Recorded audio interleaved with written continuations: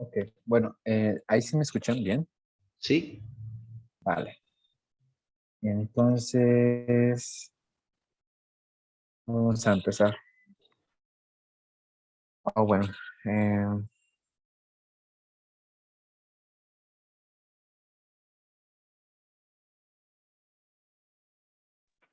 Ok, buenas noches compañeros y profesor. El día de hoy mi compañero Alexis López Alonso y su servidora Priscila Sandoval vamos a exponer el tema de trastornos hidroelectrolíticos y vamos a hablar específicamente de potasio y de sodio en el paciente pediátrico. Ahorita vamos a empezar con potasio y posteriormente vamos a finalizar la presentación con sodio. listo. Entonces, comenzamos. Vamos a empezar con el potasio. En esta ocasión vamos a ver las dos alteraciones, que es la hipopotasemia, que también se le conoce como la hipocalemia, y la hiperpotasemia, aquí me equivoqué, error de dedo, que también se le conoce como la hipercalemia, ¿no? Y bueno, ¿cómo vamos a ir desarrollando este tema del potasio? Vamos a ver una breve introducción.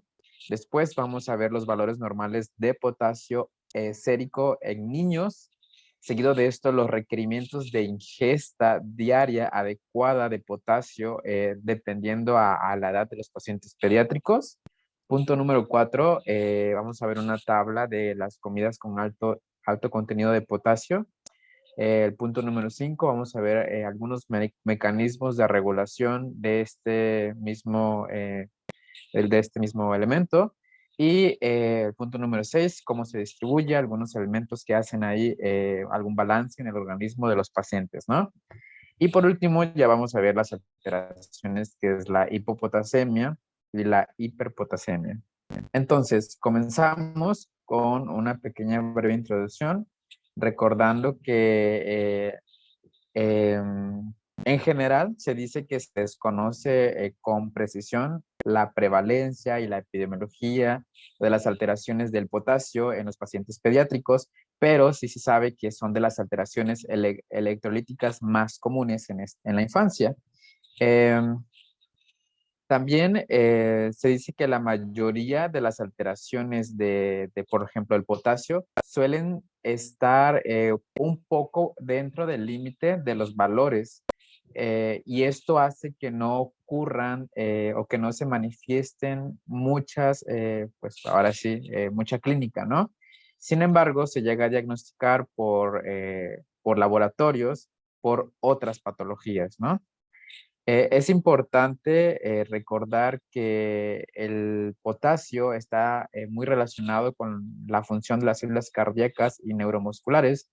Por lo tanto, pues vamos a ver que sus alteraciones clínicas se van a ver más manifestadas con lo que son el corazón y lo que son el músculo esquelético, ¿no? El sistema musculoesquelético. Los valores normales de referencia para el potasio van desde 3.5 hasta 5.1 en 1000 equivalentes litro en el plasma para el adulto. Sin embargo, también se menciona que para niños y adolescentes es un poco similar. Y más adelante traigo unas tablas, ¿no? Por ejemplo, esta tabla. En esta tabla, que tiene dos columnas, la columna del lado izquierdo se encuentra la edad de los pacientes y de la columna del lado derecho el rango de potasio normal en equivalentes litro o milimoles por litro. Y entonces tenemos que en el paciente prematuro el valor normal de potasio sérico es de 3 a 6 equivalentes litro, ¿no? No, de 3 equivalentes litro. Ahora, en el recién nacido a término es de 3.4 equivalentes. Y de lo que son ya un mes hasta los 12 meses, el rango de normal es de 4.1 equivalentes. Y ya los pacientes mayores de un año, pues el valor normal de potasio sérico sería de 3.5 equivalentes litro. Y de este lado tenemos lo que sería su equivalente en milimoles. Ahora, ¿cuáles son los requerimientos de ingesta adecuada de potasio dependiendo a la edad? Pues dependiendo de la edad, tenemos que en la primera columna, que va desde 0 hasta los 18 años, de 0 a 6 meses, el requerimiento de la ingesta adecuada es de 400 miligramos al día, lo que equivale a 10 miliequivalentes por día de potasio. De 7 a 12 meses, la ingesta adecuada son de 700 miligramos al día, lo que equivale a 18 miliequivalentes al día, ¿no? Después de un año hasta los 3 años, la ingesta adecuada de potasio en miligramos al día son de 3000, lo que equivale a 77 miliequivalentes en el día, ¿no? Ahora, después de los 4 hasta los 8 años, los requerimientos diarios en miligramos por día son de 3800, o sea, si vemos va aumentando. Y lo que equivale a 97 miliequivalentes al día, ¿no?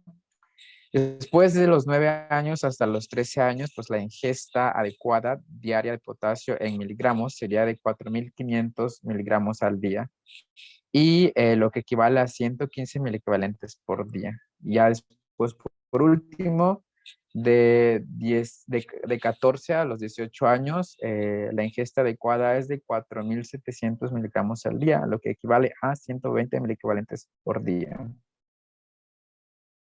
Ok, entonces aquí abajo pues tenemos lo que equivale a un miliequivalente, que son un milimol o 39 miligramos, ¿no? Y bueno, en esta tabla se presenta el contenido o algunos alimentos que tienen alto contenido de potasio. En la parte más superior de esta tabla son los alimentos con más contenido de potasio en 100 gramos. Y en la parte inferior tenemos los alimentos con menos contenidos, pero que aún así son contenidos que aportan suficiente eh, pues en los alimentos, ¿no? Por ejemplo, ¿no? De los alimentos que tienen más contenido de potasio, tenemos los higos secos y la melaza. Estos por cada 100 gramos van a contener más de 1000 pues, miligramos de potasio, ¿no? Ahora, por ejemplo, las frutas secas, las nueces, la palta, que es el aguacate, los cereales de salvado y el germen de trigo, por cada 100 gramos de esto vamos a tener más de, perdón, sí, más de 500 miligramos, ¿no? eh, de 500 miligramos de potasio. Ahora, lo que son, por ejemplo, los vegetales como la espinaca, el tomate, el brócoli, la zanahoria, así como, por ejemplo, algunas frutas como lo que es el plátano, el kiwi, la naranja y el mango, y algunos cereales, algunas carnes como las carnes rojas, pues por cada 100 gramos de estos alimentos va a contener más de 250 miligramos, ¿no? Ahora, ok, con respecto al potasio, ya entrando a lo que es en los mecanismos de regulación del potasio a nivel sérico, tenemos que va a existir algunos componentes importantes que van a, pues, regular, ¿no? El potasio tanto que entre a las células y que salga, ¿no? Por ejemplo, tenemos la insulina.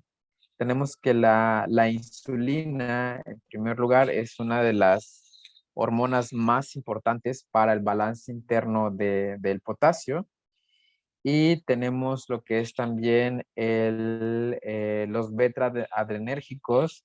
Los beta-adrenérgicos van a ayudar a captar potasio hacia el interior de las células, específicamente de las células del hígado y las células del músculo, ¿no? Y tenemos algunos estados, pues, de ácido base. Por ejemplo, ¿no?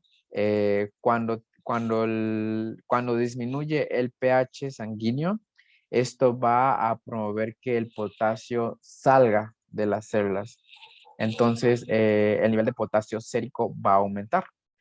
Ahora, sin embargo, lo contrario, cuando aumenta el pH sanguíneo, este aumento del pH va a promover que entre potasio hacia el interior de la célula. Entonces, el estado de ácido base también va a tener una importancia en el mecanismo de la regulación del potasio intracelular y extracelular, es decir, de los niveles de potasio sérico en los pacientes. Bueno, también otro mecanismo importante es la función renal, ya que, pues, recordemos que la mayoría del potasio va a ser eliminado mediante la orina, ¿no? Entonces, si la función renal de nuestro paciente no, pues no es la mejor, no es la adecuada, entonces vamos a tener ahí alteraciones, ¿no? Que se pueda retener potasio en la sangre o que se pueda estar eliminando más potasio por medio de la orina. Entonces, eso es muy importante ya que pues, puede ser una de las etiologías de una hiperpotasemia o una hipopotasemia. Okay. Y bueno, recordando que hay que recordar que el potasio es el principal electrolito a nivel intracelular. De hecho, este representa el 98% a nivel intracelular. El otro 2% se encuentra en lo que es fuera de las células. Este va a entrar y salir de la célula por medio del transporte activo, si recordamos específicamente por la bomba de sodio-potasio. Y con respecto al potencial de membrana, recordemos que el potasio pues ayuda a mantener el equilibrio del potencial de membrana. Entonces, si encontramos alguna alteración de, no sé, una elevación o una disminución del potasio a nivel sérico, vamos a encontrar alteraciones del potencial de acción, tanto a nivel pues musculoesquelético y a nivel neuronal, ¿no? Y bueno, comenzamos ahora ya de lleno con la hipopotasemia, que también se le conoce como la hipocalemia. Bueno, pero antes de seguir, no sé si me escuchan bien o se me traba. Sí, te Se escucha escuchas bien, bien. doctor. Ok, vale. Entonces vamos a seguir. Listo. Entonces, la hipopotasemia se define como una concentración sérica por debajo de los 3.5 milequivalentes litro a nivel sérico, ¿no? Se clasifica en una hipopotasemia leve, que generalmente la hipopotasemia leve va a ser asintomática, que puede ir desde 3.4 hasta los 3.1 milequivalentes por litro. Y tenemos la otra clasificación, que es una hipopotasemia moderada. Esta va, que es menor a 3 hasta 2.6 milequivalentes litro. Esta ya puede llegar a generar síntomas. Y la otra es una hipopotasemia severa, que esta generalmente ya es sintomática, que incluso puede llegar a tener alteraciones en el electrocardiograma. Y la hipopotasemia severa va de 2.5 mil equivalentes litro hasta 2.1. Y por último, otra clasificación que se encuentra es que podemos encontrar una hipopotasemia crítica, que es generalmente ya sintomática, que va a menos de 2 mil equivalentes litro, ¿no? Bueno, dentro de citología tenemos diferentes, ¿no? Primero, tenemos que puede ser causada por una disminución del ingreso de potasio al organismo. Es decir, ¿no? Que no se esté teniendo la suficiente aportación de potasio en los alimentos o, como tenemos aquí en este recuadro, que exista un desorden de la conducta alimentaria en los pacientes, ¿no? Por ejemplo, la anorexia, la bulimia o la desnutrición. O también, por ejemplo, que sea una mala calidad alimentaria o que tenga algún trastorno de la deglución, etcétera, ¿no? Otro es una pérdida aumentada de potasio. Bueno, dentro de las pérdidas de potasio vamos a tener las pérdidas enterales. Por ejemplo, en los pacientes pediátricos, una de las causas más frecuentes es la gastroenteritis, ¿no? Después podemos, dentro de las pérdidas enterales, tenemos, por ejemplo, la diarrea, que también es una de las más frecuentes, que puede producir pérdida del potasio de origen enteral. así como los vómitos o que el paciente tenga una sonda nasogástrica. Eh, Otras causas centrales pueden ser el uso de laxantes y enemas, ¿no? Que siguen siendo dentro de las pérdidas centrales. Otra tipo de pérdidas son las pérdidas renales. Dentro de las pérdidas renales podemos encontrar tubulopatías, ¿no? Por ejemplo, no sé, por ejemplo, algunas enfermedades a nivel renal como nefritis intersticial, que exista daño tubular, necrosis tubular, el uso también de algunos medicamentos como por ejemplo furosemida o por ejemplo las tiazidas, ¿no? Y por último, también la hipomagnesemia está muy relacionado a la pérdida de potasio. Entonces, siempre hay que buscar en un paciente que tenga pérdidas de potasio, que también tenga pérdida de magnesio. Entonces, hay que buscar ahí que existe una relación. Y bueno, otro de sus orígenes puede ser un desplazamiento del potasio hacia el interior de la célula. Es decir, recordemos que normalmente el potasio se encuentra dentro de la célula, pero si el poco potasio que se encuentra fuera de la célula aún así está entrando en la célula, podemos seguir teniendo una hipopotasemia. Entonces, y puede ser causada por una alcalemia, si recordemos el pH, puede llegar a decir que entre más potasio a las células, ¿no? A nivel intracelular. Otro, otro puede ser, por ejemplo, aquí decía infusión de drogas, pero pues los medicamentos. Y, por ejemplo, la insulina y los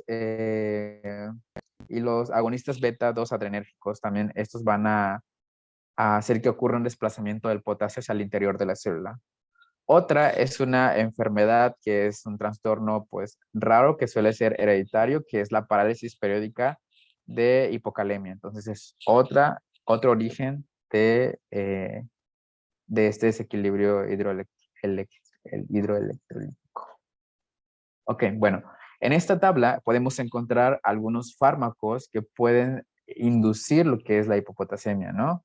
Por ejemplo, tenemos algunos fármacos que desplazan el potasio hacia el interior de la célula, como son, por mencionar algunos, ¿no? El albuterol, la terbutalina y el isoprotenerol. Algunos agentes tocolíticos como la ritodrina y, por ejemplo, las xantinas también van a hacer que se desplace el potasio hacia el interior de la célula, así como algunos anestésicos, y la insulina es muy importante porque la insulina puede llegar a producir la hipopotasemia. Eh, Otro tipo de medicamentos son aquellos que producen una eliminación pues renal del potasio. Por ejemplo, algunos diuréticos de los cuales encontramos la acetazolamida, tenemos la hidroclorotiazida, la metolazona, furosemida, entre otros, ¿no? Otros fármacos con efecto mineralocorticoide también producen eliminación renal del potasio. Y bueno, otros medicamentos que pueden llegar a producir hipopotasemia son aquellos que producen pérdidas a nivel enteral. Por ejemplo, los laxantes, ¿no? Aquellos también que se utilizan para los enemas, como enemas de fosfato, o algunos antibióticos inductores de diarrea, pueden llegar a producir pérdidas de potasio a nivel enteral. Ok. Dentro de las manifestaciones clínicas de la hipopotasemia, esto es muy general, pero recordemos que va a estar en relación a la gravedad o la clasificación de hipopotasemia. Recordemos que puede ser leve, moderada, grave, ¿no? Pero más adelante lo voy a mencionar, pero aquí en general algunas de las manifestaciones que podemos encontrar a nivel cardíaco, pues podemos encontrar, por ejemplo, arritmias de tipo auriculares o ventriculares. Podemos encontrar predisposición a la toxicidad digitálica, anomalías electrocardiográficas, que lo voy a mencionar más adelante, eh, algunas de tipo neuromusculares, como por ejemplo debilidad, astenia, calambres, parestesias, parálisis respiratorias y rhabdomiólisis, ¿no? Otras manifestaciones de nivel digestivo tenemos el estreñimiento o que exista un helio paralítico. A nivel renal, pues podemos encontrar alteraciones de la disminución del filtrado glomerular o nefritis intersticial. Otras manifestaciones, por ejemplo, la diabetes insípida nefrogénica o alcalosis metabólica. ¿Qué más? Bueno, a nivel endocrino o metabólico podemos encontrar disminución de aldosterona o aumento de la renina. En este triángulo es una secuencia de aparición de los síntomas según el tipo de hipopotasemia. Por ejemplo, ¿no? Cuando tenemos una hipopotasemia leve, generalmente encontramos que se encuentra asintomática. Ahora, en la hipopotasemia moderada a severa, que va de 2 a 3 miliequivalentes litro, podemos encontrar alteraciones ya como arritmias, podemos encontrar necrosis muscular o hipotonía o constipación.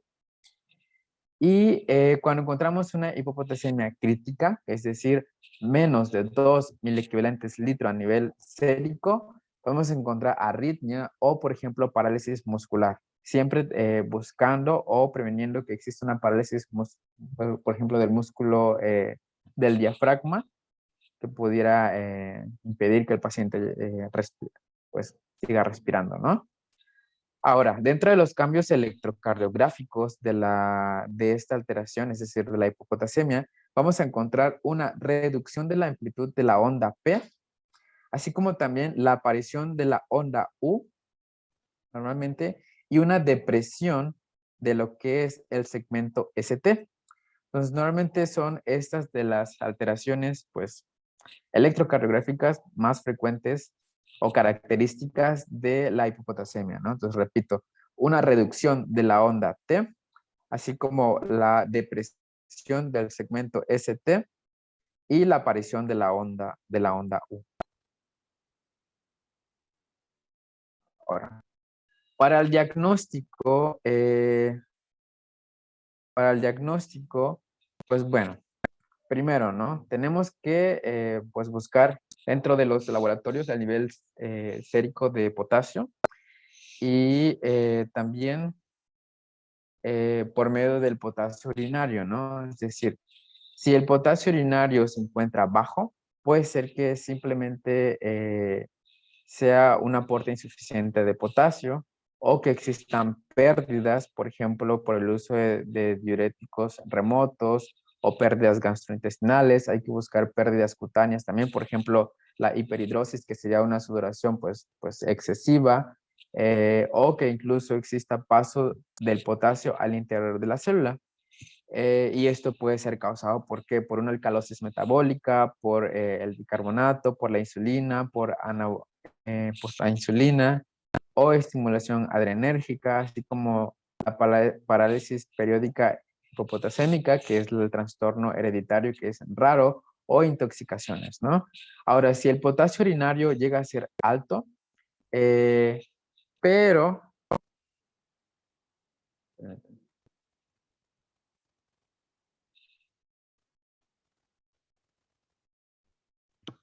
pero el gradiente transtubular del potasio llega a ser menor a 4, podemos estar hablando que el flujo a nivel distal está aumentado y puede ser causado por diuréticos, por diuresis osmótica, por ejemplo, una glucosuria, manitol y urea, ¿no?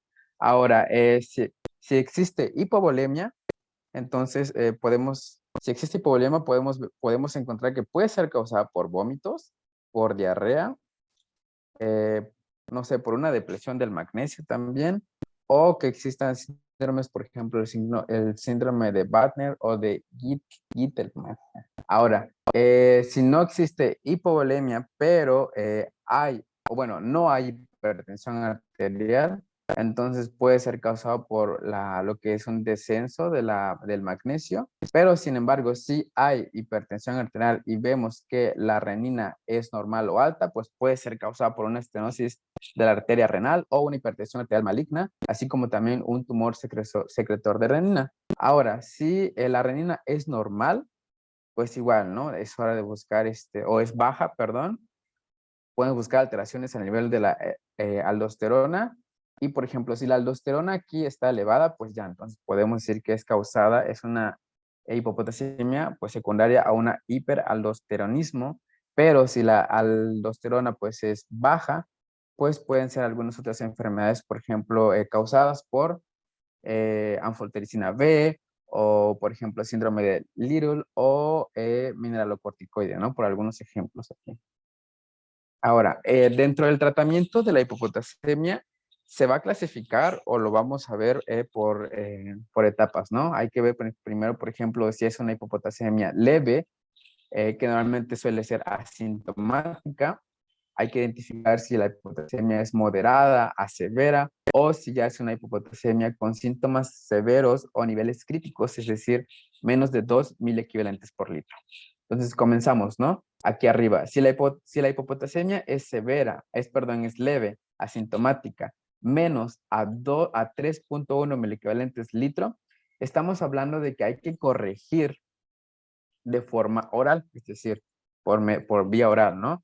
Entonces, y siempre, ¿no? Buscar que el nivel sérico sea por arriba de 2.000 equivalentes litro. Ahora, la dosis recomendada para la corrección vía oral del potasio es de 0.5 a 1 equivalentes kilodosis al día.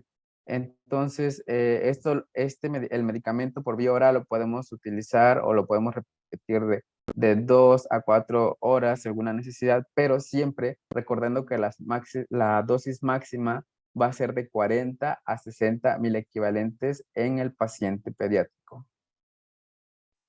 Seguido de esto, si el paciente presenta una hipopotasemia moderada a severa, es decir, que sea de 2.1 a 3.000 equivalentes litro y que no tenga síntomas severos, primero hay que buscar o hay que identificar si este paciente puede tolerar la vía oral. Ok, si el paciente tolera la vía oral, prácticamente hay que utilizar las mismas dosis que en el paciente que tiene hipopotasemia leve. Es decir, ¿no? No sé, el potasio vía oral en una dosis de 0.5 a 1 miliequivalentes kilodosis sin superar los 40 a 60 miliequivalentes al día. Ahora, si la vía oral no llegara a ser suficiente, esta hipocalemia se puede tratar por vía endovenosa. Para esto se administra de vía parenteral con un plan de hidratación y vamos a administrar el cloruro de potasio a una dilución de 40 a 60 mil equivalentes litro y su flujo máximo o su infusión debe ser a 0.2 mil equivalentes kilogramo al día, ¿no? Perdón, por hora.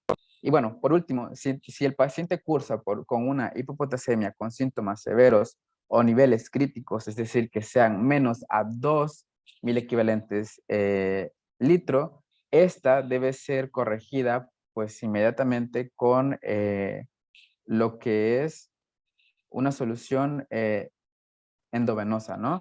La dosis que se recomienda de potasio igual es de 0.5 a 1 miliequivalentes kilogramo a una velocidad de infusión de 0.25 a 0.5 miliequivalentes kilo por hora, ¿no? Y no se debe superar los 20 miliequivalentes por hora. Y siempre se debe de preferencia administrar con solución fisiológica.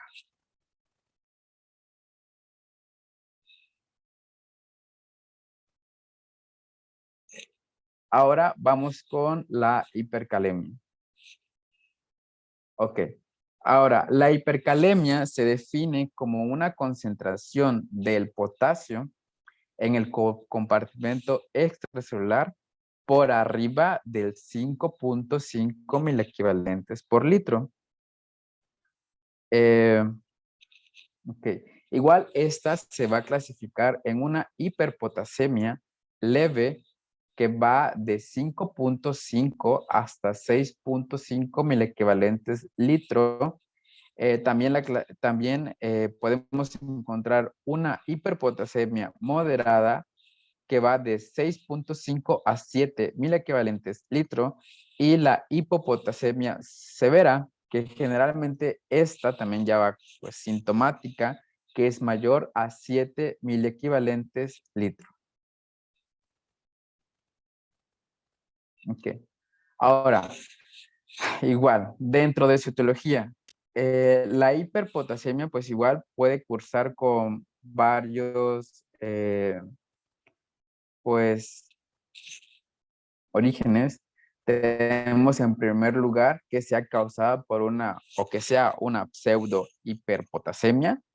Entonces aquí podemos encontrar que sea causada por una muestra sanguínea hemolizada, es decir, que a la hora de tomar pues la muestra, pues debido a que los niños pues hay una dificultad para la extracción de lo que es la muestra de sangre, pues puede producir hemólisis de la muestra y esto puede ser como un falso positivo, ¿no?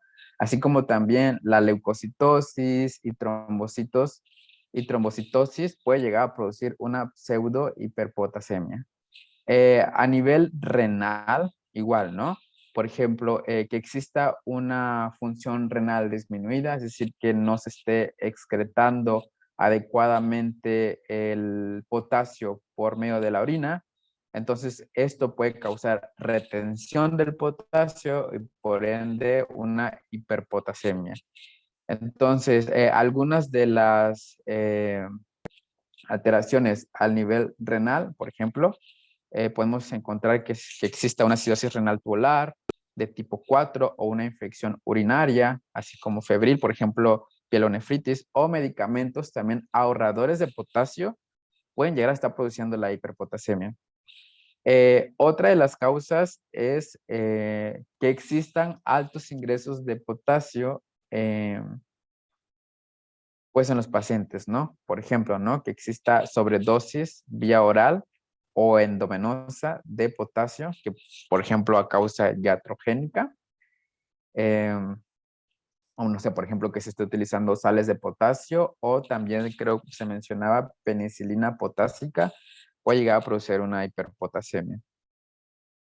¿Qué más? Bueno, que exista un desplazamiento del potasio hacia el exterior de las células. Y esto causado, por ejemplo, por acidosis, no sé, por un déficit de insulina. Recordemos que la insulina introduce potasio hacia el interior de la célula, entonces si hay un déficit va a crear que el potasio pues, se desplace hacia el exterior de las células, o también que exista que algo que se le conocía como, por ejemplo, injuria celular o lisis celular, o algunos medicamentos igual pueden llegar a estar produciendo una hiperpotasemia, ¿no? Por ejemplo, el tracolimus. Cuando se mencionaba la injuria celular, se refería, por ejemplo, a estados como la rhabdomiólisis, que es pues ahora sí, la destrucción del músculo estriado, entonces puede llegar a producir esta alteración. Ahora, dentro de las manifestaciones clínicas, habitualmente esta en los estados, pues, por ejemplo, leve, puede llegar a ser asintomático, ¿no? O incluso oligoasintomático. Y de hecho se menciona que normalmente llega a ser un hallazgo por medio de los exámenes de laboratorio. De hecho, las manifestaciones pues, más graves de hipopotasemia se llegan a o se muestran cuando ya encontramos una hiperpotasemia de tipo moderado hasta grave, ¿no? ¿Y qué es lo que podemos encontrar? Por ejemplo, arritmias cardíacas, que estas ocurren cuando las concentraciones de potasio van por arriba de 7 miliequivalentes litro, otras manifestaciones neuromusculares y cardíacas, y vamos a encontrar también así como cambios electrocardiográficos. Ok, bueno. Ok, entonces los cambios a nivel del electrocardiograma los podemos encontrar dependiendo del tipo de nivel de potasio, ¿no? Por ejemplo, en un hiperpotasemia leve, podemos encontrar ondas T altas y picudas y simétricas pues simétricas, ¿no? E incluso podemos no encontrar alteraciones a nivel del electrocardiograma cuando encontramos una hiperpotasemia leve.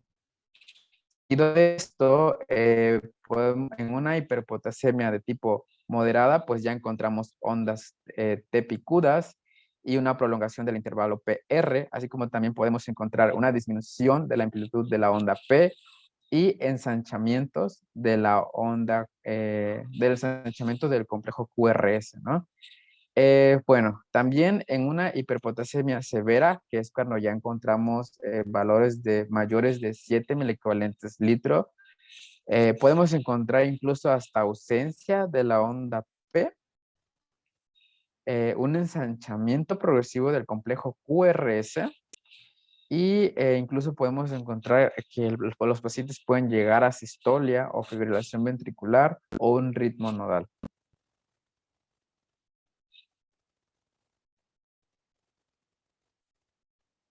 Ok. Bueno, para para el diagnóstico de la hiperpotasemia, pues bueno, recordando siempre identificar los valores de potasio a nivel sérico, ver si existe lisis de las células sanguíneas, pues si existe lisis de las células sanguíneas, pues podemos estar hablando que es una pseudo hiperpotasemia, es decir, que la muestra que se tomó pues pueda estar hemolizada o que sea secundario a una leucocitosis o una trombocitosis pues intensas, ¿no? O por ejemplo, que haya, no sé, que al momento de sacar la muestra se haya apretado mucho el torniquete. Bueno, esas pueden ser algunas cuando existe lisis pues de las células. Y bueno, si no existe lisis de las células, es muy importante identificar cómo está el gradiente tubular del potasio. Y por ejemplo, ¿no? Si es alta, es decir, mayor de 7, entonces hay que ver, ¿no? Si existe un aporte exógeno, pues, del potasio que está habiendo un aporte excesivo de potasio, no sé, vía oral o intravenoso. Entonces, si es que sí, es causado por un aporte exógeno. Si no, pues puede ser causado por una redistribución, no sé, identificar alguna alteración como, por ejemplo, acidosis o una hiperglucemia grave, así como por ejemplo una liberación tricelular causada por un traumatismo que sea externo, lisis tumoral o una hemólisis, ¿no? Ahora, si lo que es el gradiente transtubular del potasio es menor a 4, pero nos preguntamos aquí cómo está el filtrado glomerular. Si el filtrado glomerular pues no está disminuido, pues hay que identificar si existe un déficit de mineralocorticoides, por ejemplo, causado por una enfermedad de Addison o una hiperplasia adrenal congénita, o que sea causado, por ejemplo, algunos fármacos como por ejemplo AINES, ARA2, YECA, heparina, o por ejemplo igual identificar si hay secreción, si hay déficit de la secreción tubular de potasio, ¿no? Ahora, si sí existe una disminución del filtrado glomerular, pues entonces podemos estar hablando que es causado por una insuficiencia renal, es decir, que esté disminuido el flujo tubular. Ahora, para el tratamiento, pues igual el tratamiento de la hiperpotasemia va a ser dependiendo el tipo de hiperpotasemia que tenga el paciente. Entonces, si tenemos un paciente con una hiperpotasemia leve, que sea asintomática y que no existan alteraciones en el electrocardiograma, es decir, eh, entonces aquí lo que hay que hacer, pues, se puede repetir lo que es la muestra de sangre para descartar que exista pues, una hemólisis.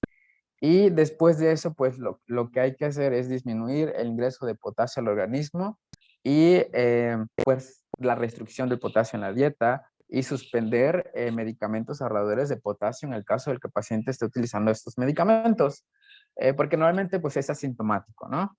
Después, si es que fuera una hiperpotasemia moderada, igual, sin síntomas, igual, sin alteraciones a nivel del electrocardiograma, pues igual, vamos a disminuir el ingreso del potasio al organismo y aquí ya podemos promover la excreción del potasio a nivel sérico. ¿Por medio de qué? Por medio de lo que es la furosemida, que se puede administrar 1 kilogramo dosis endovenosa cuando los pacientes tienen una función renal conservada, ¿no? O también, por ejemplo, la diálisis en pacientes con hipercalemia que sea refractaria a las medidas ya anterior mencionadas. Ahora, cuando hablamos de una hipopotasemia severa, cuando ya existen síntomas, incluso síntomas neuromusculares y alteraciones en el electrocardiograma, pues bueno, se toman medidas de emergencia, se va a monitorear lo que es el electrocardiograma y bueno, se procede a utilizar los siguientes medicamentos, por ejemplo, agonistas beta-2 adrenérgicos, ¿no? O, por ejemplo, insulina más glucosa. Recordemos que la insulina va a promover lo que es la introducción de potasio a la célula, ¿no? Y esto se va a hacer de 0.2 a 0.5 unidades kilogramos de insulina corriente endovenosa a una dosis máxima de 10 unidades. Y más 3 gramos de insulina por cada unidad más 10 gramos de glucosa por cada unidad de insulina. También se puede administrar otras opciones, por ejemplo, el gluconato de calcio al 10% y el bicarbonato de sodio, así como la diálisis se puede utilizar.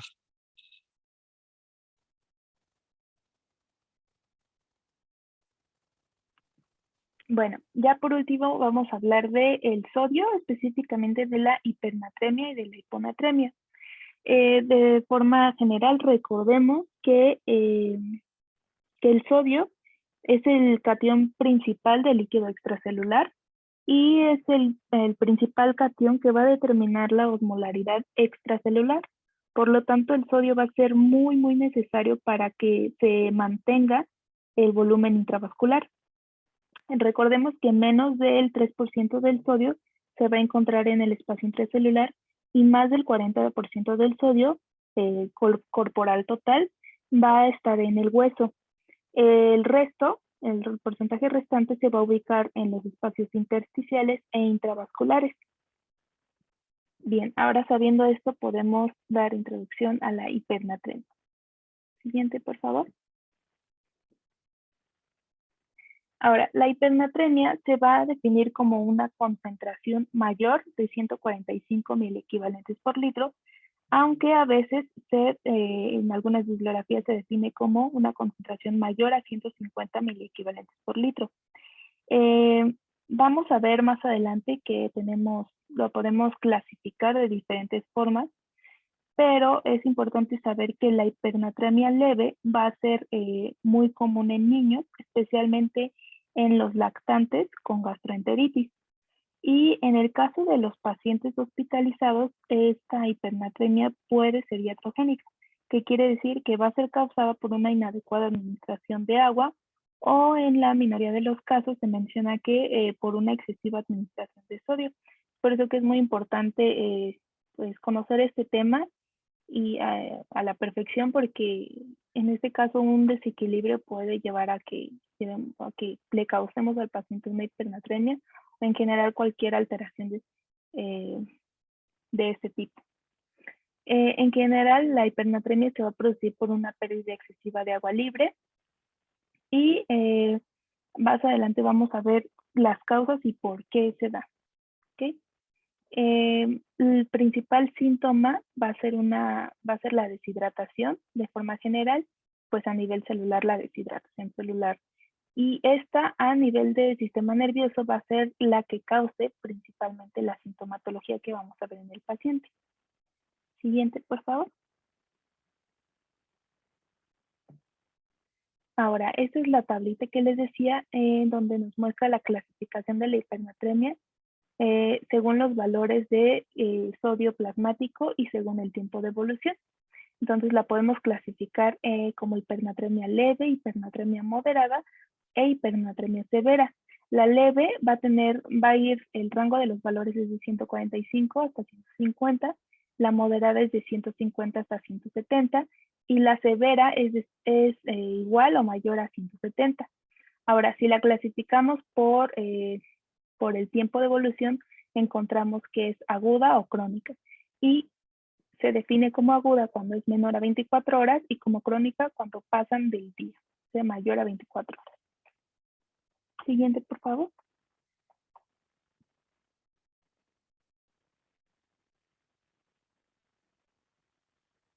Bien, ahora, hablando de la etiología y la fisiopatología, es muy extensa, pero va a haber 3 mecanismos básicos de la hipernatremia. El primero de ellos es la intoxicación por sodio o el aporte excesivo de sodio, es lo mismo, y generalmente esta es iatrogénica en el hospital como resultado de lo que les mencionaba, ¿no? De la corrección de la acidosis metabólica con bicarbonato sódico o con cualquier otro fármaco. No sé si han escuchado, pero es común que para la dispepsia se ocupe un remedio casero, que es tómate un vaso de 250 mililitros, ponle bicarbonato y ya con eso se te quita. Esto también puede considerarse como una de las causas de intoxicación por sodio y en general la hipernatremia se va a acompañar de una intensa alcalosis metabólica y otro ejemplo es también el hiperaldosteronismo, donde hay una excesiva retención renal de sodio. Por otra parte tenemos el déficit de agua o pérdida de agua.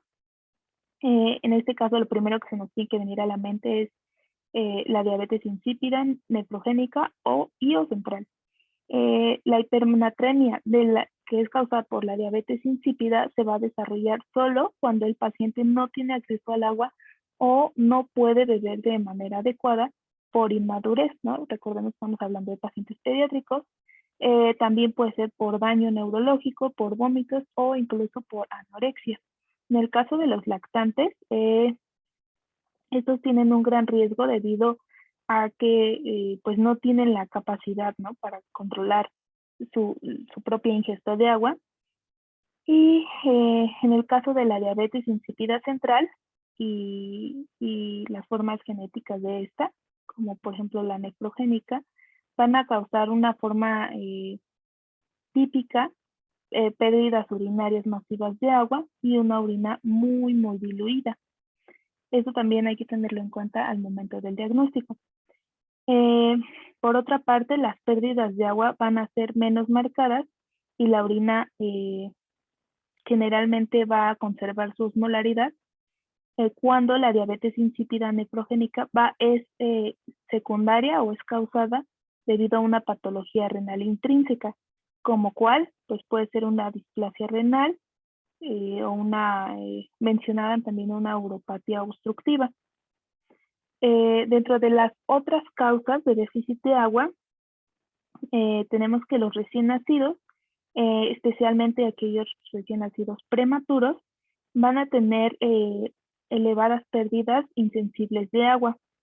Estas pérdidas van a aumentar aún más cuando se coloca a los recién nacidos en lámparas de calor o incluso si se ocupa fototerapia, como lo veíamos en la hiperbilirrubinemia. Los mecanismos renales de la concentración hay que saber que no van a ser óptimos en un paciente pediátrico al nacimiento y esto va a dar como resultado una pérdida adicional de agua. Entonces, como podemos ver, tienen muchos factores de riesgo que los pueden llevar a la pérdida de agua.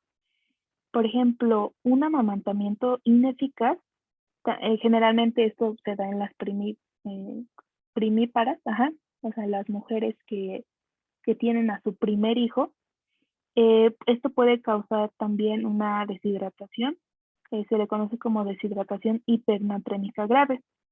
Y la adipsia, que es la ausencia de sed, que también puede ser una causa de déficit de agua, y generalmente la dipsia es secundaria a una lesión hipotalámica, ya sea por un traumatismo, por un tumor o por hidrocefalia.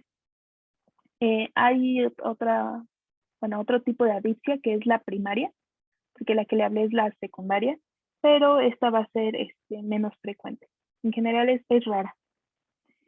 Ahora, cuando hay otro tipo que es cuando hay un déficit de sodio y de agua. En este caso, el déficit de agua va a ser el que excede al sodio. O sea, es decir, va a haber menos agua que sodio. Y esto solo va a pasar si el paciente no puede ingerir una cantidad adecuada de agua.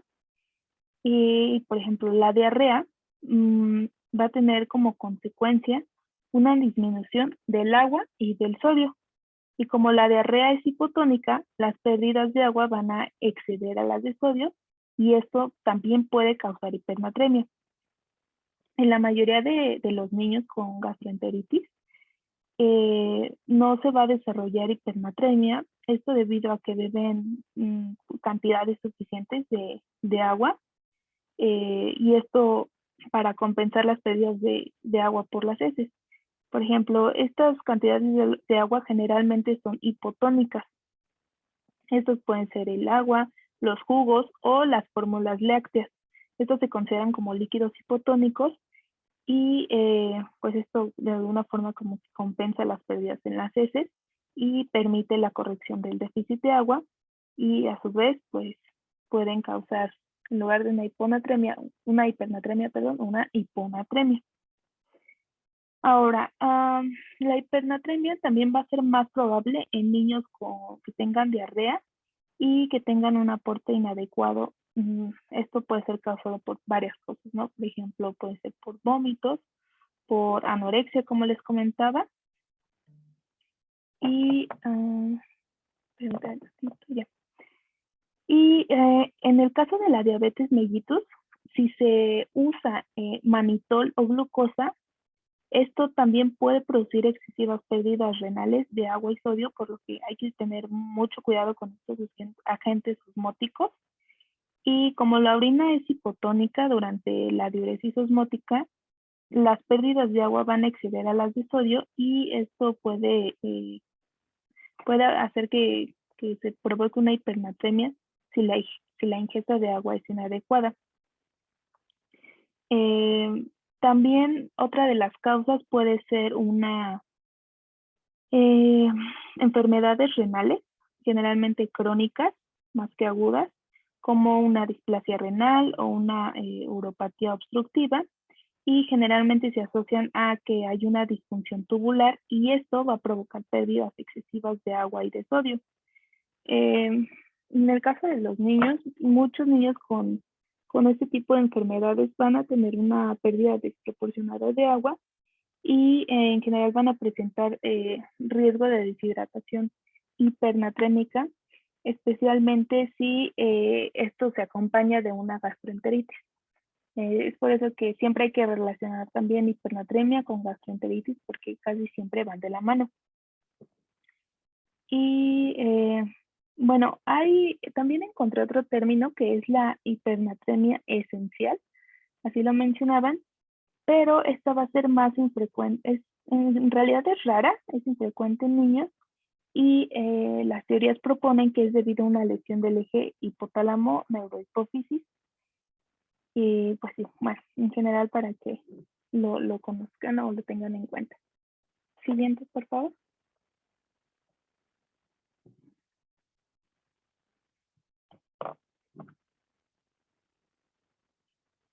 Ahora, en cuanto al cuadro clínico o la sintomatología, la mayoría de los niños con hipernatremia siempre hay que pensar en deshidratación y signos típicos de la deshidratación, que más adelante lo vamos a ver. Pero siempre hay que relacionarlo con deshidratación. Generalmente los niños con deshidratación y que también presentan hipernatremia tienden a mantener el volumen intravascular debido al paso de agua desde el líquido intravascular hacia el líquido extracelular. al espacio, perdón. Entonces, este intercambio o este desplazamiento lo que va a ayudar es que mantiene la presión arterial y la producción de orina. Y esto permite a los lactantes hipernatrémicos a estar menos sintomáticos al inicio y a deshidratarse un poquito más antes de que los papás en general busquen atención médica. Ahora, en los lactantes que amamantan, es decir, que se alimentan con leche materna y que de pronto presentan hipernatremia, generalmente estos lactantes van a llegar al consultorio muy deshidratados y generalmente con signos de desnutrición. Ahora, si se presenta una hipernatremia sin deshidratación, esto nos tiene que hacer pensar inmediatamente en síntomas del sistema nervioso central. Y generalmente estos síntomas a nivel nervioso van de la mano conforme se va elevando el sodio y con la rapidez de esta. Es decir, entre más rápido y entre más aumento de sodio haya, más síntomas del sistema nervioso va a presentar el niño. Y estos, pues, generalmente los vamos a ver como un paciente pediátrico irritable, inquieto, débil y con letargia. Débil en el sentido de debilidad muscular. Y, bueno, algunos lactantes también van a presentar un llanto, un chillido muy agudo y se pueden presentar con hiperpnea. Vamos a tener una secuela muy importante que hay que tener en cuenta, que es la hemorragia cerebral. Puede considerarse como secuela o como complicación muy grave, y esto es debido a una hipernatremia no tratada o que se dejó avanzar con el tiempo y los papás o los encargados del niño no decidieron acudir al médico. Generalmente la hemorragia cerebral va a ser así. A medida que aumenta la osmolaridad en el líquido extracelular, el agua sale de las neuronas. Esto, ¿qué va a provocar? Pues va a provocar una disminución del volumen cerebral y a su vez esta disminución del volumen cerebral puede provocar desgarros de las venas intracerebrales y que los, ¿cómo se llama? Tracción de los vasos sanguíneos. Entonces, todo esto va a ser poco a poco conforme el cerebro, se puede decir que se va separando del cráneo y de las meninges. Esta hemorragia puede ser de 3 tipos. Puede ser subdural, subaracnoidea o parenquimatosa. Y de las secuelas de esta hemorragia cerebral generalmente van a ser las convulsiones y el coma o lo que nos espera, pues la muerte. Estas van a ser las secuelas más graves, aunque generalmente las convulsiones también se pueden presentar y en realidad son más comunes cuando se intenta corregir a la hipernatremia. Vamos a tener otra que también es la mielinólisis continua central y esta se ha asociado a una corrección muy rápida de la hiponatremia, también para tenerlo en cuenta. Y por último también puede haber complicaciones trombóticas, pero estas generalmente aparecen en la deshidratación hipernatrémica grave y generalmente consisten en ictus, en trombosis del seno dural, trombosis periférica y trombosis de la vena central. Todo esto pues va a ser secundario también a la deshidratación que exista. Siguiente, por favor.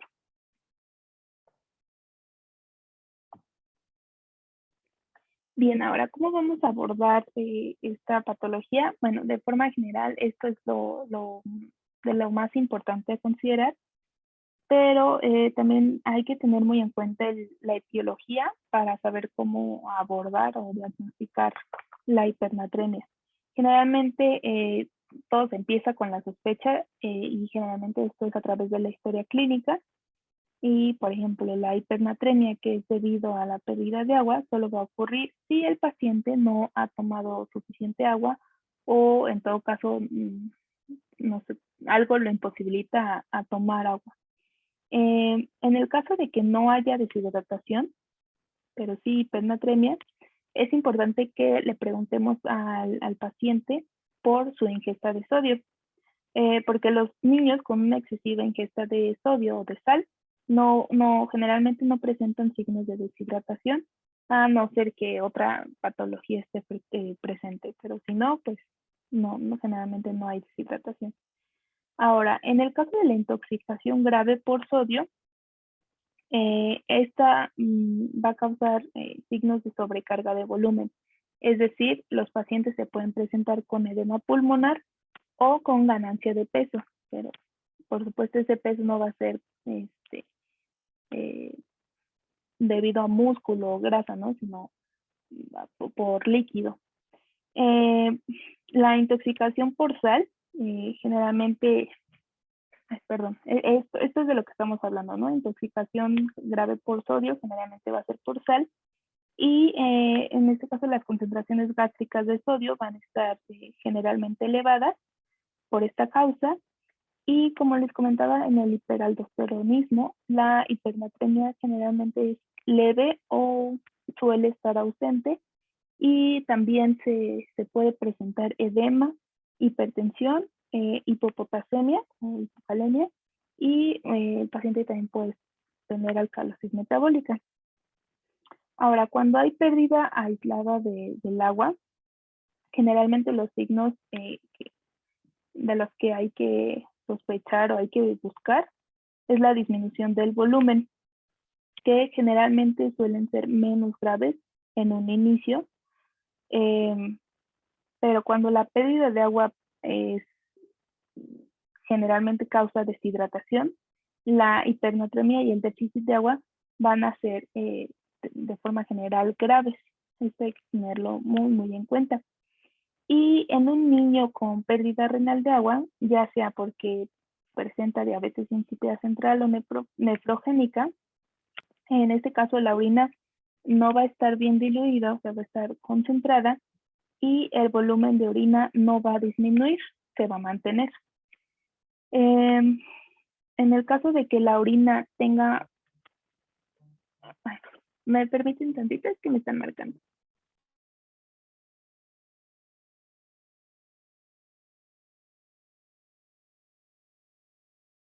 Ya, disculpen. Entonces, cuando la pérdida de agua, ¿en qué me quedé? Ay, perdón.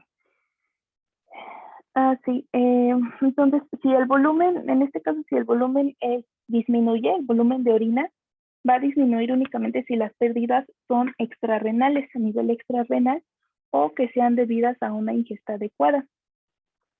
En el caso de que se sospeche una diabetes insípida, ¿qué tenemos que hacer? Debemos mandar a medir la ADH y hacer una prueba de privación de agua. Esta prueba, bueno, y también una prueba de acetato de desmopresina, que la desmopresina es el análogo sintético del ADH. Todo esto para diferenciar si es una diabetes insípida nefrogénica o una diabetes central.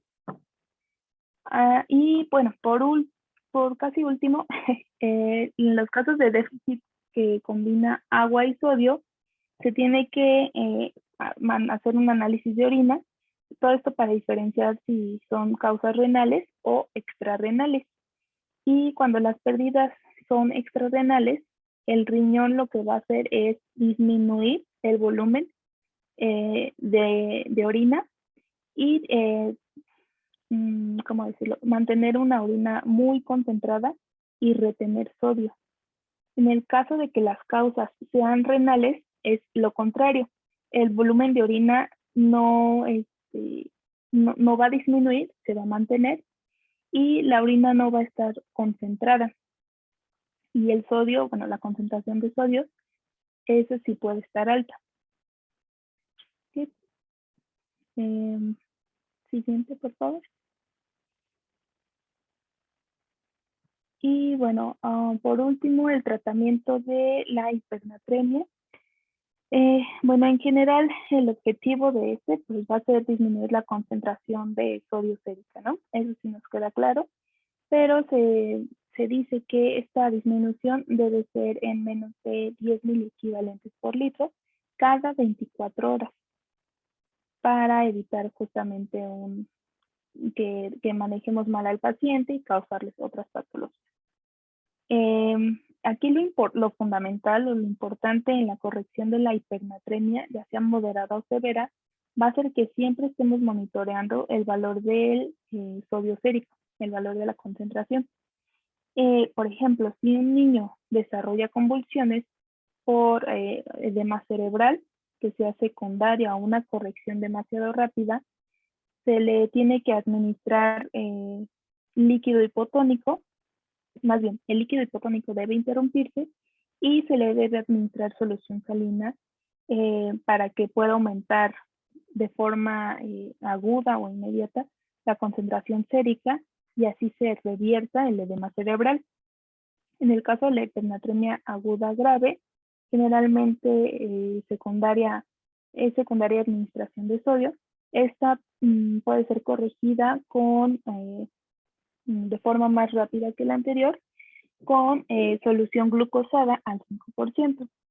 Y cuando la hipernatremia es causada por intoxicación de sodio y esta intoxicación por sodio es grave, lo que tenemos que optar es una diálisis, la cual nos permite retirar o eliminar el exceso de sodio.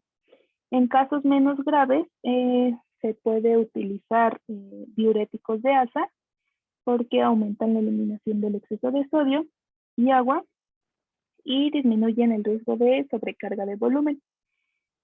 Y en el caso de sobrecarga de sodio, podemos corregir la hipernatremia con líquidos intravenosos, como lo que les comenté, solución glucosada al 5%. Por último, en el tratamiento, algo importante que quiero decirles es que la hiperglucemia que sea resultado de una hipernatremia no se debe tratar, o generalmente se recomienda que no se trate con insulina porque el descenso de la glucosa puede ser puede ser muy amplio, ¿no? Mucho. Y esto que puede causar, pues puede incitar o inducir un edema cerebral en el paciente. ¿Ok? Listo. Siguiente. Y ya hasta ahí terminamos con hipernatremia. Ahora ya por último vamos con hiponatremia. Siguiente. Bueno, en el caso de la hiponatremia, esto también va a ser una alteración electrolítica muy común en los pacientes pediátricos hospitalizados y esta se define como una concentración o un nivel de sodio sérico por debajo de los 135 miliequivalentes litro. La hiponatremia generalmente va a aparecer o va a funcionarse cuando la proporción entre el agua y el sodio está aumentada a favor del agua. Esta alteración puede ocurrir con niveles de sodio bajos, normales o altos. Y de forma similar, el agua corporal puede ser baja, normal o alta. Recordemos que el sodio va a ser el principal determinante de la osmolaridad plasmática y que un desequilibrio entre el agua y el sodio pues nos puede llevar a la hiponatremia. Siguiente, por favor. Ahora, también vamos a tener una clasificación por gravedad y por tiempo de instauración. En este caso, por gravedad tenemos hiponatremia leve, que va desde, los valores de esta van a ser de 130 a 135 mil equivalentes por litro. Una hiponatremia moderada, que van desde los 125 hasta los 129 mil equivalentes litros. Y la grave, que ya se presentan con valores muy bajos, menores o iguales a, solamente menores a 124 mil equivalentes litro. Y por tiempo de instauración, así como en la hipernatremia, vamos a tener una hipernatremia aguda, pero aquí los valores son diferentes, porque la aguda va a ser cuando se instaure en menos de 48 horas, o sea, menos de 2 días, y la crónica cuando ya hayan pasado más de 2 días. Siguiente, por favor. Ahora, si ustedes lo buscan, hay múltiples causas de la hiponatremia. Se dice que van desde causas, bueno, en realidad hay una clasificación que la menciona como pseudohiponatremia. Otras de las causas pueden ser por hiperosmolaridad, pero en general las podemos explicar de esta forma, como hiponatremia hipovolémica, hiponatremia por pérdidas extrarrenales, hiponatremia por pérdidas renales, hiponatremia euvolémica y, hiponatremia hipervolémica. Otra, por favor, que creo que me falta una. Sí, aquí está. Esta es la que les comentaba, ¿no? Por pérdidas extrarrenales, por pérdidas renales, hiponatremia euvolémica e hipervolémica. De forma general, las pérdidas extrarrenales debemos sospechar primero de las pérdidas renales, ¿no? Que es la primera que aparece aquí. Esta puede ser causada por varios fármacos, como los diuréticos tiazídicos o los diuréticos de asa, por una diuresis posobstructiva, por se llamaba metronotisis juvenil, por una enfermedad poliquística renal autosómica recesiva, y en general también puede ser por una uropatía obstructiva, o sea, causas renales como tal, ¿no? Cuyo origen sean del riñón tal cual. También mencionaron una cirrosis tubular renal proximal o en general falta del efecto de la aldosterona y que se encuentre un potasio sérico alto o por ausencia de la aldosterona como tal. Aquí también se mencionaba la enfermedad de Addison y puede ser causada también por obstrucción o infección del tracto urinario. En el caso de las pérdidas extrarrenales, aquí lo primero que tenemos que sospechar es de causas gastrointestinales como vómitos o diarrea, causas o patologías de la piel, pérdidas cutáneas como sudor o quemaduras. Las quemaduras entran en esta parte. Y pérdidas por tercer espacio, en este caso por obstrucción renal, peritonitis o por sepsis. En el caso de la hipernatremia euvolémica, aquí podemos encontrar el síntoma de secreción inadecuada de hormona antidiurética, que es el primero que vemos aquí, CADH, por el síndrome nefrogénico de antidiuresis inapropiada, por un déficit de glucocorticoides, por hipotiroidismo, por antidepresivos también puede ser, y en general por intoxicación por agua. Esto puede ser iatrogénica, o sea, como una intoxicación por agua iatrogénica, por ejemplo, puede ser por exceso de líquidos intravenosos hipotónicos, la alimentación de los lactantes con productos acuosos de forma excesiva, y también mencionaban clases de natación, no sé por qué, maltrato infantil, polidipsia y por hiponatremia inducida por el ejercicio. Y por último, en la hiponatremia hipervolémica, esta puede ser causada por por lesión renal aguda o lesión renal crónica, por hipoalbuminemia secundaria a enfermedades gastrointestinales, por falla cardíaca, en este caso específicamente por insuficiencia cardíaca, por cirrosis o por el síndrome nefrótico. Como podemos ver, son muchas causas, entonces sí, el tratamiento y el diagnóstico depende mucho de que podamos identificar cuál es la causa. En general, quiero que sepan que la clasificación de la hiponatremia se basa en el estado de volumen del paciente, ¿no? Y en este caso, por ejemplo, la hiponatremia hipovolémica, que es la primera que vemos ahí, En este caso, el niño ha perdido sodio corporal. Esta es como la causa de que se dé una hiponatremia hipovolémica y se debe a que en general hay una combinación de pérdida entre el sodio y una retención de agua para compensar la disminución de volumen que se está llevando a cabo.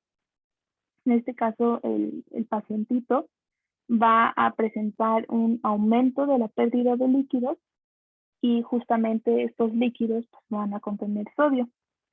Sin embargo, la mayoría del líquido que pierde el paciente va a tener una concentración de sodio menor a la que tiene el plasma. Y pues sí, en general hay que recordar eso, ¿no? Que la hiponatremia y su clasificación se va a basar en el estado del volumen que tenga el paciente. Siguiente, por favor.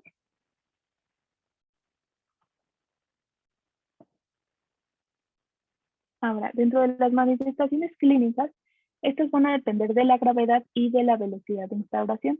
Aquí podemos encontrar náuseas, vómitos, somnolencia, confusión, cefalea, calambres musculares, debilidad muscular, confusión, apnea, convulsiones, coma o hipotermia. Estas de forma como las más generales. En general, hay que recordar que la hiponatremia pues, se va a producir una disminución de la osmolaridad del espacio extracelular. Y como manifestaciones clínicas más graves, tenemos que el paciente puede presentar edema cerebral e hipertensión intracraneal secundaria en hiponatremia aguda, perdón. Ahora, si nos llega un paciente y desconocemos el tiempo de evolución, se tiene que clasificar como una hiponatremia crónica y a partir de las 48 horas es donde comienza la adaptación y esto que hace referencia a los síntomas neurológicos o del sistema nervioso central que se pueden presentar, así como en la hipernatremia. Siempre hay que tener en cuenta estos síntomas y en general es eso, de lo más importante de las manifestaciones clínicas. Siguiente, por favor.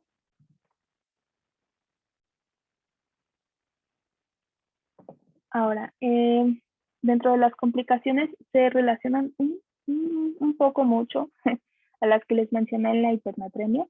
En la hipernatremia aguda o donde hay una corrección rápida de hiponatremia crónica, hay riesgo de desarrollo de mielinólisis continua y en la hiponatremia aguda o con corrección rápida de hipernatremia crónica, hay riesgo de que se presente un edema cerebral. Y si se presentan, si se presenta o si se desarrolla una mielinólisis continua, generalmente el paciente se va a presentar con confusión, agitación, tetraparesia flácida o espástica y muerte. Siguiente, por favor. Este es un esquema, un diagramita, que lo representa de forma muy simple. Entonces, si se presenta una hipernatremia aguda o si se corrige de forma rápida una hiponatremia crónica, esto va a llevar a un aumento rápido del sodio sérico y va a ocasionar una demielinización osmótica. Por otra parte, si tenemos una hiponatremia aguda o se corrige de forma rápida una hipernatremia crónica, esto va a llevar a que se desarrolle a que haya una disminución rápida del sodio sérico y esto ocasione un edema cerebral. Siguiente, por favor. Y bueno, no quiero repetir tanto, pero el diagnóstico va a ser muy similar al de la hipernatremia. Aquí es muy importante que siempre hagamos nuestra historia clínica, indaguemos de forma muy profunda y no solo eso, sino también de forma dirigida, ya que esto nos va a ayudar a orientar y a identificar la causa más probable de la hiponatremia. Generalmente la mayoría de los pacientes que se presentan con hiponatremia, con este trastorno en general, tienen un antecedente de disminución de volumen, entonces hay que indagar en eso también. Y que no se nos olvide que la diarrea y el uso de diuréticos van a ser las causas más comunes de hiponatremia en niños. ¿Ok? Diarrea y uso de diuréticos. Y bueno, generalmente, o sea, así como en la hiponatremia, el primer paso para determinar si hay hiponatremia o hipernatremia es la determinación de la osmolaridad plasmática. Y, por ejemplo, un paciente, en este caso de la hiponatremia, con este va a poder tener una osmolaridad baja, normal o alta. Y en la pseudohiponatremia, que les digo que también se comenta mucho en la bibliografía, la osmolaridad puede ser normal e incluso puede haber, y a pesar de que la osmolaridad sea normal, hay hiponatremia, por eso se le llama o se le conoce como pseudohiponatremia, porque la osmolaridad no se ve afectada. Y bueno, en el tratamiento, aquí es importante, como lo pueden ver en el cuadrito, dividirlo de dos formas. Se va a dividir como una hiponatremia sintomática aguda, que esto va a representar una urgencia, como una hiponatremia sintomática aguda, en donde hay deshidratación hiponatrémica, y el otro apartado es una hiponatremia con euvolemia o hipervolemia. Bueno, aquí especifico los valores, generalmente son valores menores de 125.000 equivalentes por litro, es decir, una hiponatremia grave. Y en estos casos el tratamiento se basa en los tres, en la fisiopatología de la causa específica, ¿no? O sea, tratar el origen. En todas las causas de hiponatremia, lo que hay que recordar es que se debe evitar una corrección demasiado rápida del trastorno. ¿Por qué? Porque esto puede causar la complicación más grave que les dije, que es la mielinólisis continua central. Y este síndrome, lo más grave de esto es que no se produce inmediatamente, sino nos vamos a dar cuenta hasta los siguientes días, o sea, no inmediatamente, sino hasta días después de haber corregido la hiponatremia de forma rápida. Y como lo vamos a ver, pues como síntomas neurológicos, lo que les comenté, ¿no? Confusión, agitación o incluso pues la muerte, que es lo que menos se desea. Ahora, en el niño, bueno, hay que saber de forma general que el suero salino hipertónico intravenoso es el que generalmente se ocupa para aumentar de forma rápida la concentración de sodio sérica, y el efecto sobre la osmolaridad sérica va a disminuir como consecuencia de este, y por lo tanto el edema cerebral también va a disminuir, ¿no? Entonces, tener en cuenta la solución salina hipertónica o suero salino hipertónico de forma intravenosa. Cada mililitro por kilogramo de cloruro de sodio al 3%, lo que va a hacer es aumentar la concentración de sodio sérica aproximadamente 1 miliequivalente por litro. Entonces, un niño con síntomas agudos generalmente va a mejorar, es el primer caso, va a mejorar después de recibir de 4 a 6 mililitros por kilogramo de cloruro de sodio al 3%. ¿Okay? En el caso de un niño con hiponatremia hipovolémica, en donde hay déficit de sodio y también puede o no haber déficit de agua, aquí el gold estándar que se menciona del tratamiento es el reponer el déficit de sodio y cualquier déficit de agua que el niño presente, si lo hay. El primer paso a seguir en un niño con hiponatremia hipovolémica es que si el paciente está deshidratado, pues se debe restaurar el volumen intravascular con solución salina isotónica. Y por último, la reposición completa del volumen intravascular, lo que va a suprimir la producción de ADH. Y esto va a permitir que se elimine el exceso de agua que existe. Ahora, en el tratamiento de la hiponatremia hipervolémica, no nos confundamos porque la anterior que mencioné es hipovolémica, en este caso la hipervolémica, Su tratamiento es más difícil porque los pacientes con este trastorno generalmente presentan un exceso de agua y de sodio, es decir, ambos van a estar aumentados y en el otro el agua puede no estar aumentada. En este caso, la administración de sodio va a empeorar la sobrecarga de volumen y tiene riesgo de que aumente el edema. En ese caso, lo que se recomienda para el tratamiento de estos pacientes con hipervolemia es la restricción de sodio y agua, porque estos pacientes generalmente presentan ese aumento excesivo de volumen.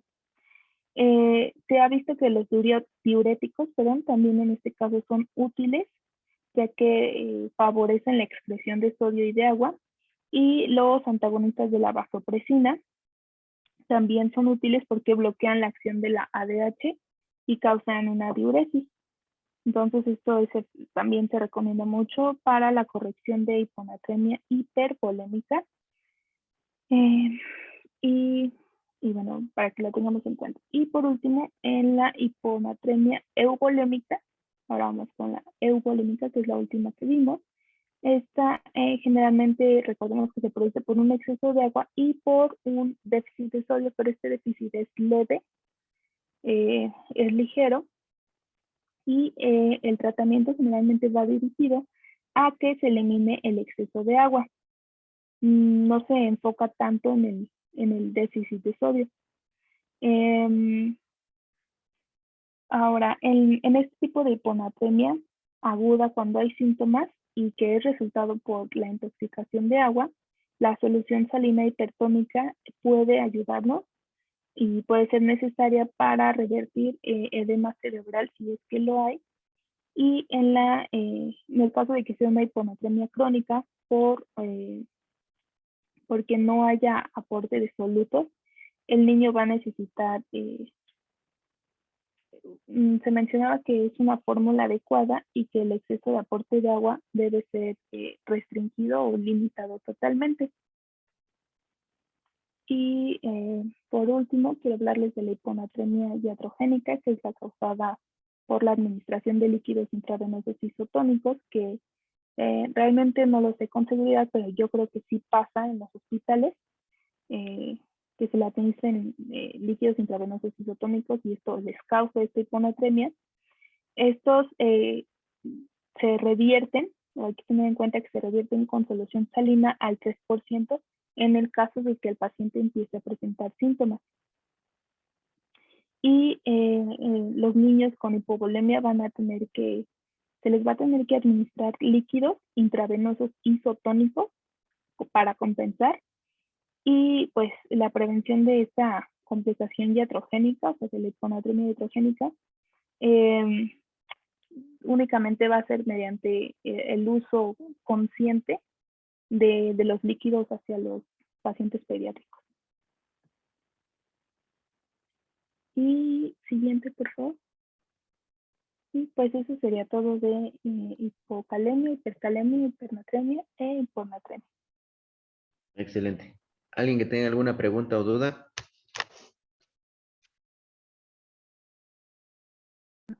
Creo que no, doctor. No, doctor. ¿Seguros? ¿Seguros, seguros, seguros?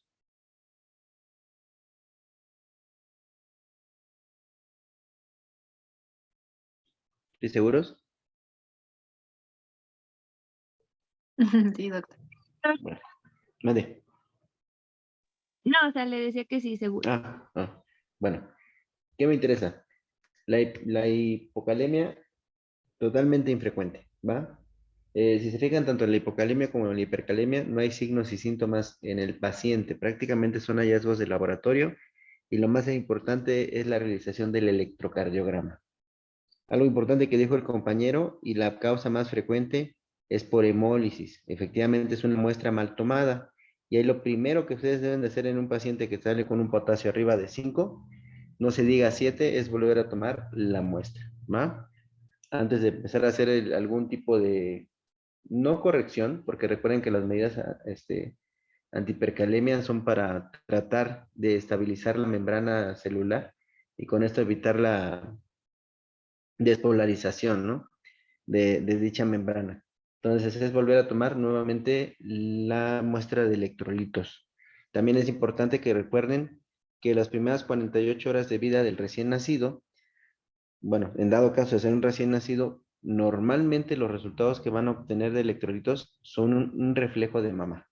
Entonces es importante que también conozcan cuál es la situación de mamá. No es lo mismo una mamá sana a una mamá que tiene un problema renal establecido y que podemos encontrar cifras de potasio también elevadas.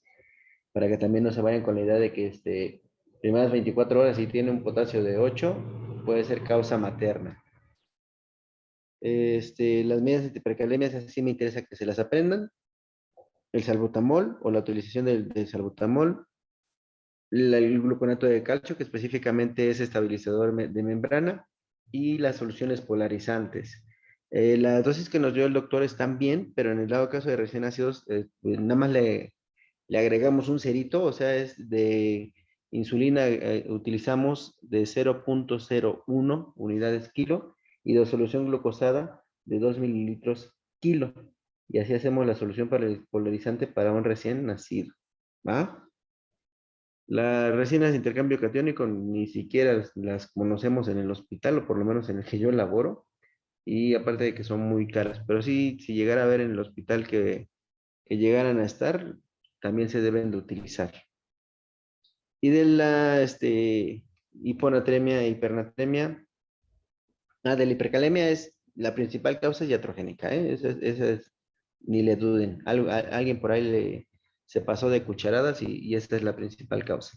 En caso de la hiponatremia e hipernatremia, ahí sí hay más síntomas. Si se fijan y fueron curiosos, el signo más característico son las crisis convulsivas. Y muchas veces los pacientitos llegan así.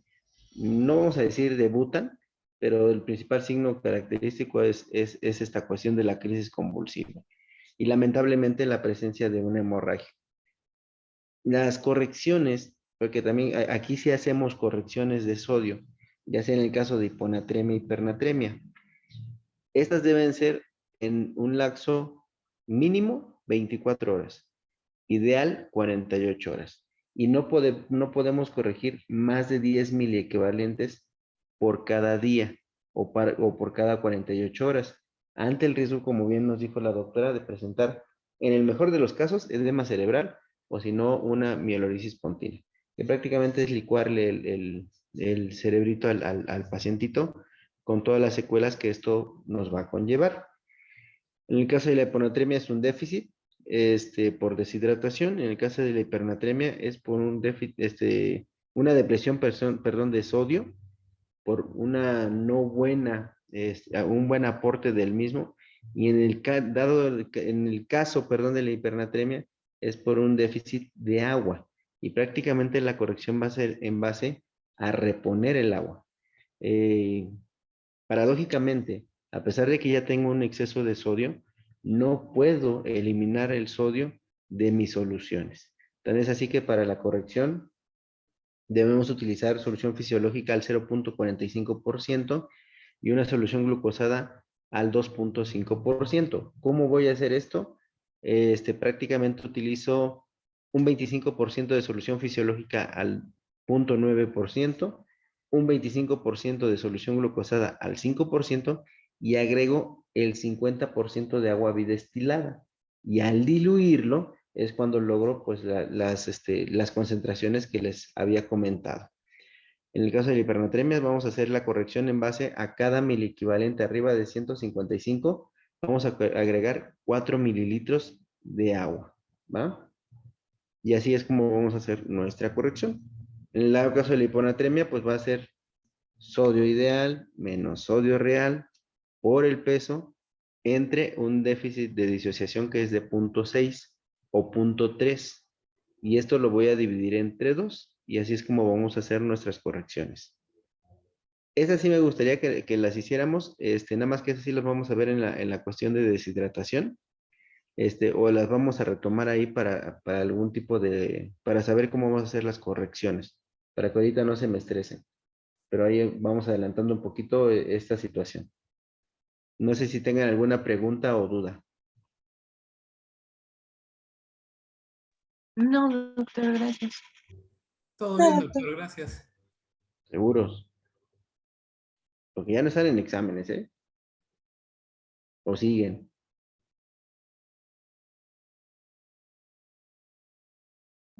Nos falta uno nada más. Ah, bueno. El martes ya no se las perdono, ¿eh?